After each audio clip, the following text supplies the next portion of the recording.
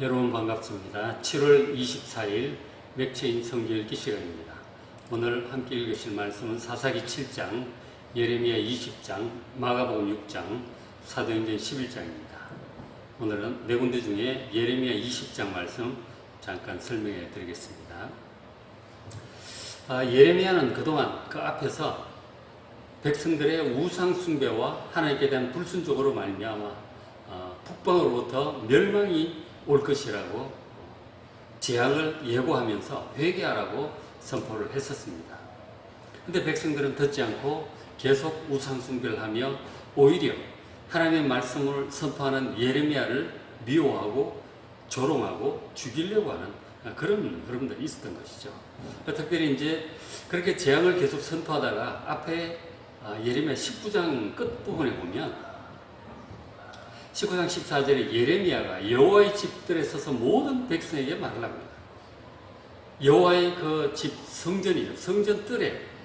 성전뜰에서 이제 여러 가지 준비를 하잖아요. 사람들이 이제 하나님께 성전으로 들어갈 앞에 성소가 있고 쥐성소가 뒤에 있는데 들어갈 준비를 하는 곳입니다. 그래서 사람들이 모여서 여러 가지 이제 많은 일들을 하고 그랬죠. 나중에 예수님 때는 거기서 뭐 양도 팔고 소도 팔고 막 근데 그렇게 되었습니다. 어쨌든 그게 준비하는 곳인데 그곳에 하나님께 제사 드리러 예배 드리러 온 사람들이죠. 그 사람들이 하나님 말씀을 선포를 했는데 그 선포의 내용이 15절에 보시면 만군의 여호와 이스라엘 하나님께서 이와 같이 말씀하시는 하나님께서 말씀하셨다. 보라, 내가 이 성읍에 대하여 선언한 모든 재앙 이미 예레미야를 통해서 몇 번이고 북방으로부터 올 재앙에 대해서 말씀을 하셨었거든요. 경고를 하셨었거든요. 그렇게 선했던 모든 재앙을 이 성읍 예루살렘과 그 모든 촌락에 내릴 것이다. 왜냐하면 이는 그들이 이스라엘 백성들이 목을 곧게 하여 내 말을 하나님 말씀을 듣지 아니하였기 때문이다 라고 하나님께서 말씀하셨다고 하나님 말씀을 전했습니다.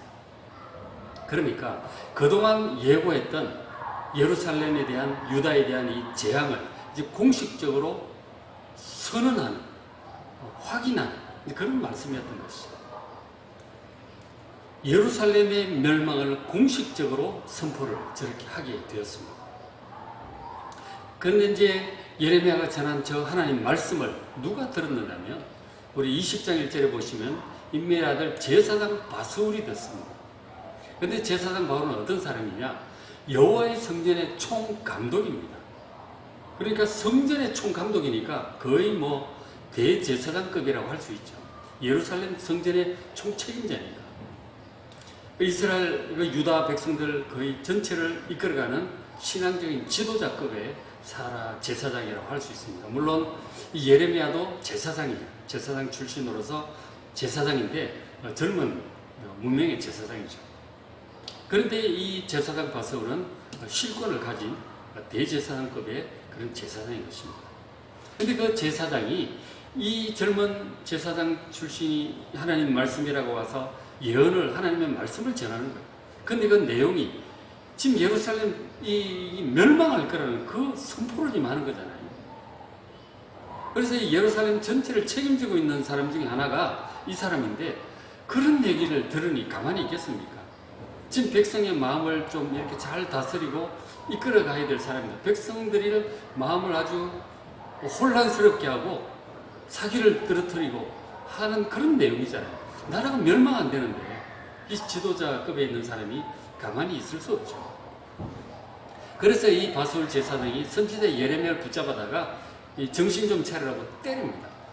태형을 하는 다시는 그렇게 하지 말라는 뜻이겠죠.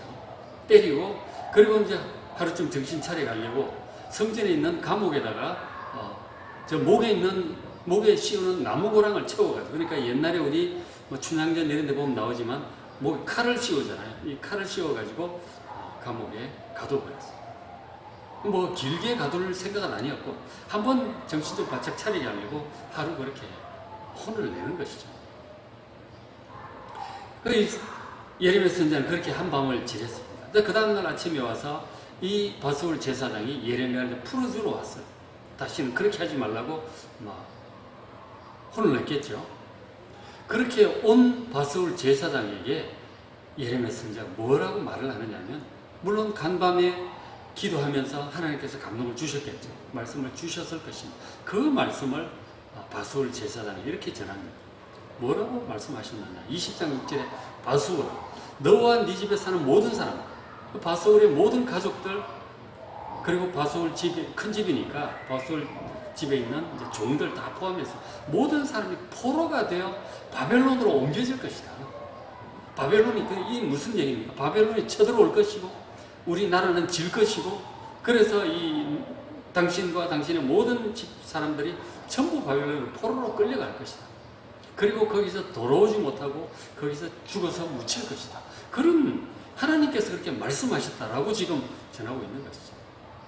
그리고 그뿐만 아니라 너와 너의 거짓 예언을 들은 내 모든 친구도 그와 같을 것이다. 그리고 바스올 너를 지지하고 함께하던 동료들, 친구들도 전부 붙잡혀서 포로로 끌려갈 것이고 거기서 죽을 것이다. 전쟁은 기정사실로 하고, 그리고 개인적으로도 내가 포로로 끌려간다고 굉장히 기분 나쁜 그런 얘기를 지금 눈앞에 대놓고 예레미야가 지금 바스올에게 그런 얘기를 한 것입니다. 그리고 더 기분 나쁜 얘기는 아마 그럴 것입니다. 그 26절 끝에 보면 너와 너의 거짓 예언을 들은 너희 모든 친구들도, 그러니까 지금 바스올 제사장도 하나님의 말씀이 이렇다고 사람들에게 많이 얘기한 거죠. 제사장, 지도급 제사장이니까 설교도 하고 백성들에게 연설도 하고 했을 것 아닙니까? 뭐 어떤 내용을 얘기를 했을까요? 그것을 뭐 여기는 나와 있지는 않지만 예레미야서 곳곳에 흩어져 있는 이 내용들을 좀 다 종합을 해서 추론을 해보면 이제 그런 내용들인 것이죠. 이 예루살렘은 결코 망하지 않는다. 왜냐하면 이곳에, 이 성전에 하나님이 계시기 때문이다. 전능하신 하나님이 계셔서 이 예루살렘을 지키고 우리나라를 지키실 것이기 때문에 다른 나라는 망해도 우리나라는 결코 망하지 않는다. 여러분 아무 걱정하지 마십시오. 하나님께서 여러분들을 지켜주실 것입니다. 그런 내용이겠죠. 그 백성들의 마음을 이렇게 좀 안정시키는 그런 얘기를 했을 것입니다. 그런 얘기를 했는데 지금 예레미야 선지자는 나라가 망할 것이다. 아주 단정적으로 얘기를 해버리는 거예요. 자기가 한 얘기하고도 정반대고, 그 백성들의 민심을 아주 혼란스럽게 할 그런 내용이잖아요. 그래서 이렇게 뭐 때리고 감옥에 가도 그렇게 한 건데, 그렇게 백성들을 가르치고 하나님께서 하나님의 뜻이라고 그렇게 얘기를 한 그것을 전부 예레미야가 거짓 예언이라고 지금 한마디로 단정해버리는 것이죠. 그 바스올 입장에서 얼마나 기분 나쁘겠어요. 아마 저게 더 기분 나쁠 것 같아요. 지금 바스올은 예레미야를 믿지 않습니다. 예레미야의 그 말대로 하나님께서 예레미야에게 말씀하셨다고 믿지 않아요. 그 내용대로 나라가 멸망할 거라고도 믿지 않습니다. 그 얘기는 아주 백성들을 혼란케 할 아주 나쁜, 하나님의 이름으로 나쁜 거짓 예언이라고 생각을 하는 거죠. 그래서 때리고 감옥에 가두고 혼을 내는 거 아니에요? 과연 누가 참 선지자고 누가 거짓 선지자일까요? 누가 하나님의 참 뜻을 전하고 있는 사람일까요? 여러분 예레미야서 보시면 거짓 선지자 얘기가 많이 나옵니다. 근데 결국 그 많은 사람들 중에 예레미야가 참 선지자였던 것이죠. 예레미야가 참 선지자였어요. 당시에 많은 사람들, 왕들이나 뭐 요야김 왕이나 엘리야김 왕 이런 사람들, 뭐 그 다음에 다른 많은 제사장들, 선지자들이 많이 있었거든요. 그 중에 참된 하나님의 말씀을 전한 사람은 이 예레미야 선지자였던 것이죠. 그러나 당시 사람들에게 예레미야는 아주 재수없는 사람이에요. 나라가 망한다고 자꾸 재수없는 소리만, 기분 나쁜 소리만 하는, 불길한 소리만 하는 거예요. 나중에 뭐 바벨론에 항복해라, 뭐 전부 항쟁하려고 막 힘을 모으고 있는데 빨리 항복해라 그러고 뭐 그런 얘기만 하니까 굉장히 당시 시대 사람들이 볼 때 예레미야는 아주 재수없는 사람. 그래서 예레미야를 죽이려고 하는 사람들이 많았던 것이죠. 그래서 어쨌든 그 얘기를 듣고 바스울도 어쨌든 기분이 굉장히 나빴겠지만 그 젊은 제사장하고 싸우고 했어요. 그래서 다시 한번 협박을 했겠죠. 다시는 그런 얘기하면 가만 안 둔다. 조심해라. 그러고 이제 아마 석방을 해 줬을 것입니다. 그렇게 해서 이 풀려나온 이 예레미야가 하나님께 기도를 합니다. 기도하는 내용이 뒤에 쭉 나오죠. 기도하는 내용 중에 한 구절 보시면 8절에 이렇게 기도를 하죠. 내가 말할 때마다 외치며 파멸과 멸망을 선포함으로, 실제로 그렇게 했죠.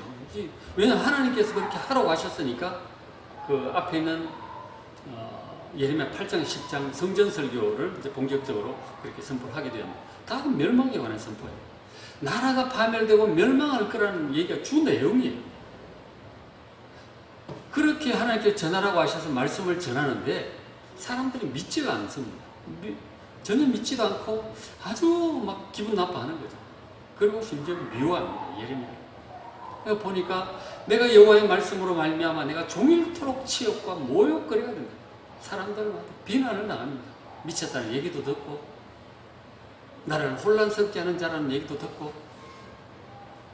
뭐 사방에서 자기 말을 동조하는 사람, 믿어주는 사람도 없고 다 비난하고 조롱하고 욕하고 죽이려고 하니 얼마나 괴롭겠습니까? 예레미야가. 그래서 예레미야가 9절에 그런 말씀을, 하나님 내가 다시는 여호와를 선포하지 않겠다. 또 그의 이름으로, 하나님의 이름으로는 말하지 않겠습니다. 그렇게 스스로 결심을 하는 거죠. 너무 괴로우니까. 사람들 듣기 좋은 얘기, 환호하는 얘기를 하면 얼마나 좋겠습니까? 근데 하나님께서 가서 전하라고 주시는 말씀이 전부 나라 망할 거라는 얘기만 하고 당신들 전부 잘못하고 있고 외식하고 있고 입으로만 하나님 섬긴다고 그러고 마음은 멀면서 무슨 하나님 섬긴다고 그러고 뭐 제사를 드린다고 그러고 그 외식 회개하고 진실하게 하나님을 섬기라. 마음의 할례를 받아야 된다. 이런 이제 하니까 회개하라고 우상숭배를 버리라. 애국을 의지하지 말고 하나님을 의지하라. 그런 말씀들을 하니까 지금 정치적으로 애국과 좋은 관계를 유지하는 게 얼마나 중요한데 뭐 그런 거 의지하지 말고 하나님을 의지하라 그러고 어쨌든 당시 정치가들이나 백성들의 마음에 영 맞지가 않는 것입니다. 그래서 예레미야도 해봤자 소용도 없는 거예요. 사람들이 받아들이지를 않으니까. 그래서 더 이상 하나님 말씀을 선포하지 않겠습니다. 그런 결심을 했어요. 해봤자 소용도 없고 자기는 점점 더 위험해지고. 그렇게 해서 그의 이름으로 말하지 아니하리라 하면 그렇게 결심을 했더니 어떻게 되었어요? 나의 마음이 불붙는 것 같아서 골수에 사무치니 답답하여 견딜 수 없나이다. 마음이 불붙는 것 같아. 하나님께서 말씀을 주시는데 성령의 감동을 주시는데 이 막 안 하고 담아둘래니까 막 마음이 불붙는 것 같아서 뭐 답답해서 견딜 수 없어요. 그래서 또 나가서 하나님의 말씀을 전할 수밖에 없는 그런 입장인 것이죠. 어쨌든 예레미야 입장에서 하나님께서 선포하라고 주신 이 말씀을 선포를 하면 사람들 반응이 영 이렇게 뭐 전혀 믿지도 않고 안 좋게 돌아오니까 안 하겠다고 결심을 하니 성령께서 계속 강력한 감동을 주시니까 마음이 막 불붙는 것 같아요. 답답하게 견딜 수가 없어요. 하지 않을 수가 없습니다. 그러나 그렇다고 해서 가서 해봤자 사람들이 믿어요? 회개를 합니까? 아무 효과가 없어요. 해봤자 소용도 없는데 하나님께서는 계속 하라고 그냥 하시니 이건 뭐 이러지도 못하고 저러지도 못하겠는 거죠. 괴롭기 짝이 없습니다. 예레미야의 솔직한 마음이죠. 그렇게 이러지도 저러지도 못합니다. 말씀을 전하지도 못하고 안 하지도 못하겠고. 그래서 너무 괴로워서 사람이 일을 하면 효과가 있어야 되잖아요. 전혀 효과도 없고 점점 악화되고 자기는 점점 더 위험해지는데 내가 왜 이렇게 여호와의 말씀을 계속 선포해야 될까? 도저히 하고 싶은 마음이 전혀 없는 것이죠. 근데 안 하려고 하니 그렇게 할 수도 없고. 그러면서 막 이러지도 저러지도 못하는 그런 막 진퇴양난의 상황이 되니까 마음이 어떻게 가는지 아세요? 예레미야의 마음이 14절에 내가 차라리 안 태어나는 것이 좋을 뻔했다. 그런 탄식을 하게 됩니다. 14절에 내 생일이 저주를 받았다며 나의 어머니가 나를 낳던 날이 복이 없었다며 어찌하여 내가 태에서 나와서 고생과 슬픔을 보며 나의 나를 부끄러움으로 보내는가. 내가 어쩌다가 태어나서 이 고생, 이 슬픈 일을 보면서 이 부끄러움을 당하면서 내가 살아야 되는가. 참 안 태어나서 하나님 나를 왜 태어나게 하셨습니까? 지금 그 얘기잖아요. 여러분 종종 그런 얘기를 듣잖아요. 막 일도 안 풀리고 막 고생하고 일이 그렇게 되면 그런 사람이 자기 엄마 찾아가, 엄마 날 왜 세상에 태어나게 했어요? 난 너무 사는 게 괴롭고 힘듭니다. 왜 날 태어나게 하시냐? 엄마 붙잡고 원망하는 그런 얘기 한다는 얘기 종종 들어보셨죠? 이거는 정말 해서는 안 될 말이죠. 그 10달 배 아파서 낳고 사랑하고 키웠던 그 엄마의 마음을 정말 찢어놓는 마음이에요. 정말 불효막심한 말이 엄마 왜 날 낳았어요? 그 얘기예요. 근데 예레미야 저 말은 지금 하나님께 그렇게 얘기를 하고 있는 거예요. 하나님 저를 왜 태어나게 하셨습니까? 저를 왜 선지자 되게 해가지고 이런 일을 하게 하십니까? 전부 하나님께 아니 내 태어나는 것부터 하나님께 총체적으로 원망을 하고 있는 것입니다. 자기 인생 전체를 하나님을 향해서 원망을 하는 거라니까요.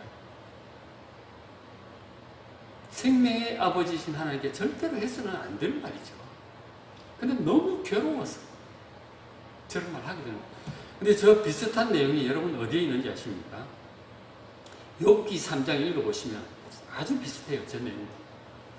욥이 그렇게 하나님을 잘 섬겼는데, 의롭게 했는데, 착하게 선량하게 살았는데 뭐 환란이 오잖아요. 재산 다 날아가고 애들 죽고 뭐 몸에 병 생기고.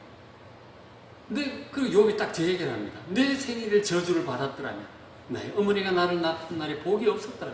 내가 어찌하여 태어나서 이렇게 고생과 슬픔과 부끄러움을 보는가. 그 탄식을 욥이 그대로 합니다. 예레미야도 욥기를 봤겠죠. 자기도 똑같은 심령이 되어서 저런 얘기를 좀 하고 있는 것입니다. 너무 사는 게 괴로우면 저런 탄식이 나옵니다. 우리가 객관적으로 볼 때는, 도의적으로 볼 때 하나님 앞에서 절대로 해서는 안 될 말이죠.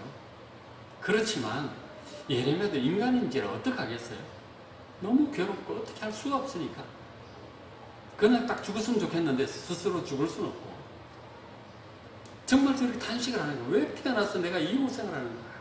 하나님께 저런 원망의 간접적인 원망의 말씀을 지금 막 탄식을 하고 있는 것이죠. 정말 해서는 안 될 말이지만, 그러나 여러분, 우리가 인간이에요. 예레미야도 인간이고 욥도 인간이고 우리도 인간이에요. 너무 힘들면 꼼짝달싹 할 수 없을 정도로 너무 힘들면 믿지 않는 사람들 막 그때 자살도 하고 그러잖아요. 절대로 자살은 안 됩니다. 자살도 살인이에요. 정말 용서받지 못할 죄죠. 살인하면 안 되는 거예요. 자기라고 자기를 죽일 수 있습니까? 절대로 해서는 안 되겠죠. 그러니까 이제 자살을 못 하겠고, 그래서 내 생명을, 욥도 기도하잖아요. 내 생명을 거둬 달라고 그렇게 얘기를 하고, 안 태어났으면 좋을 뻔했다는 탄식도 하고, 이제 그렇게 하는 것이죠. 너무너무 힘들다는 얘기죠. 저런 말을 할 수밖에 없는 그런 상황 속에 빠진 사람, 우리 불쌍히 여겨야 됩니다. 어떻게 인간이 돼서 그런 말을 할 수 있느냐 라고 비난만 할 것이 아니라, 오죽하면 저런 얘기를 하겠는가 하고 불쌍히 여겨야 될 것입니다. 근데 여러분, 예수님도 저런 비슷한 얘기를, 저 비슷한 건 아닌데 그런 탄식을 하셨던 것을 보게 되잖아요. 예수님께서 십자가를 지러 세상의 어린 양으로 오셨어요. 당신의 생명을 대속물로 주려고 오셨단 말이에요. 알고 계십니다. 그래서 그 사명을 쭉 감당을 해나가고 쭉 갖고 있는데, 마지막 십자가 지기 전날 밤 너무 고통스럽습니다. 그래서 겟세마네에서 기도하셨잖아요. 아버지, 할 수만 있다면 이 잔을 내게서 피하게 해달라고. 할 수만 있다면 십자가를 앉을 수는 없겠느냐고 그렇게 기도하는 것을 보게 됩니다. 사명을 다 알고 계시는 예수님께서 오죽하면 그런 기도를 하시겠느냐. 너무너무 고통스럽고 십자가가 무겁게 여겨지는 것이죠. 오죽하면 얼굴에 막 땀이 막 핏방울처럼 그렇게 나오겠습니까? 그건 상상도 못할 고통인 것이죠. 막 쥐어짜는 고통 아니겠습니까? 예수님은 그런 기도를 하시게 되잖아요. 그렇지만 기도하시면서 결국은 아버지 뜻에 순종을 하시잖아요. 내 뜻대로 마옵시고 아버지의 뜻대로 하옵소서. 그러니까 인간은 연약합니다. 우리 육신을 입고 있는 사람은 예수님께서도 그런 연약한 모습을 보이셨단 말이에요. 예레미야 오죽하겠습니까? 욥, 그 의로운 욥, 믿음 좋은 욥, 경건한 욥, 욥도 저런 얘기를 하는 것입니다. 그래서 고통 가운데 저런 호소를 하는 사람 여러분 주변에 보면, 아니 사람이 믿음 좋다는 사람이 어떻게 그런 말을 할 수 있어? 라고 비난할 것이 아니라, 오죽하면 저런 말을 하겠는가? 불쌍히 여기고 그런 사람들 위해서 기도하는 우리가 되어야 될 것입니다. 자, 그렇게 하는데 저렇게 해서 이제 예레미야 마음속에 굉장히 연약한 마음이 있죠. 굉장히 연약한 마음이 있는데 그런 연약한 마음 가운데 예레미야가 우울증에 걸린다든지 뭐 도망가고 잠수를 탄다든지 자살을 한다든지 그렇게 끝이 났는가? 사명을 버리고 도망갔는가? 여러분 그렇지 않았습니다. 예레미야서 지금 20장인데 52장 끝까지 잘 읽어보십시오. 계속해서 그런 어려운 일을 당하지만 그러나 예레미야 마음속에 저런 마음만 있는 것이 아니고 중심에 하나님을 향한 믿음이 있어요. 믿음이 있다니까. 그러니까 우리가 인간인지라 저런 연약한 모습도 보이지만 믿음이 있어요. 하나님의 자녀들에게. 20장 11절 그러하오나 여호와는 두려운 용사 같으신 막강한 용사라는 거죠. 나와 함께 하심으로 나를 박해하는 자들이 넘어지고 이기지 못할 것입니다. 지금 바수올 제사장이 나를 저렇게 때리고 감옥에 가두고 그리고 그 앞에 보니까 고향 아스돗 사람들도 예레미야 죽이려고 막 그랬잖아요. 그런 일이 있었지만 그러나 하나님께서 강력한 용사처럼 나와 함께 하심으로 그들이 나를 이기지 못할 것입니다. 그리고 그들은 지혜롭게 행하지 않기 때문에 결국 그들이 큰 치욕을 당하게 될 것입니다. 지금은 내가 치욕을 당하지만 결국은 그들이 치욕을 당하게 될 것입니다. 그렇게 지금 확신을 가지고 있는 거예요. 믿음을 가지고 있습니다.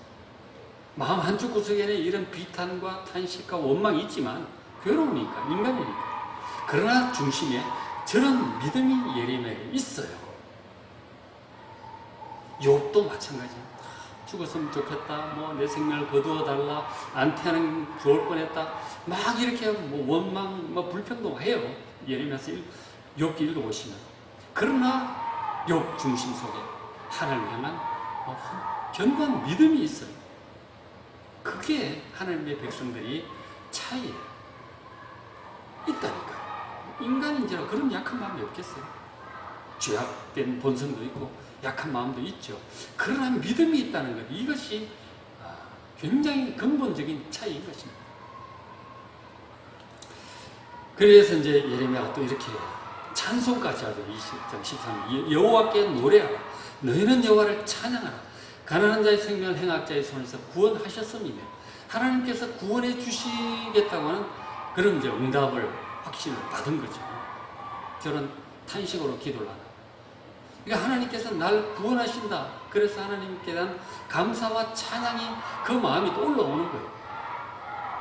탄식과 함께 이 믿음으로 인해서 그 속에서 저 찬양이 올라온다니까. 그리고 또 탄식을 또 해요. 그럼에도 불구하고 중심에 이 용사와 같은 하나님께 자기와 함께함으로 결국 그들이 넘어지고 자기가 옳다는 것이 드러날 것이라고 하는 믿음이 있습니다. 이 위기에서 건져주시고 여러분 우리가 위험에서 이 잘못되는 부분 없어요. 하나님께서 때가 되어서 불러가시는 것이죠.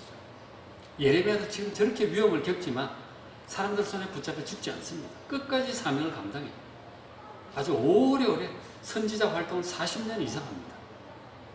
그리고 나라가 멸망해서 왕도 죽고 막 다 죽을 때 예레미야 안 죽어요. 그리고는 결국은 이제 뭐 애굽으로 가는 사람들한테 끌려서 애굽으로 가서 거기서 죽게 되죠. 사명을 끝까지 완수하고 죽습니다, 여러분. 오늘 이 말씀을 통해서 이 환난 가운데 참 인간인지라 연약하고 탄식도 하고 기도도 하지만 저 원수들을 좀 어떻게 죽여달라고 그런 기도도 하고 막 그렇게 하거든요. 어쨌든 인간인지라 그렇게 하게 되는데 결국은 그 속에 있는 믿음으로 말미암아 끝까지 사명을 감당하게 됩니다. 그리고 수많은 당시 하나님의 종들, 제사장들, 선지자들이 있었지만 예레미야가 참된 선지자임을 하나님께서 확실하게 드러내 보여주신 것이죠. 힘들지만 여러분 믿음으로 주신 사명은 잘 감당하는 여러분들 되시길 바랍니다. 오늘 읽으실 말씀 사사기 7장 읽어보시고 기도원 얘기죠. 예레미야 20장, 마가복음 6장, 사도행전 11장 읽으시고 많은 은혜 받으시기 바랍니다.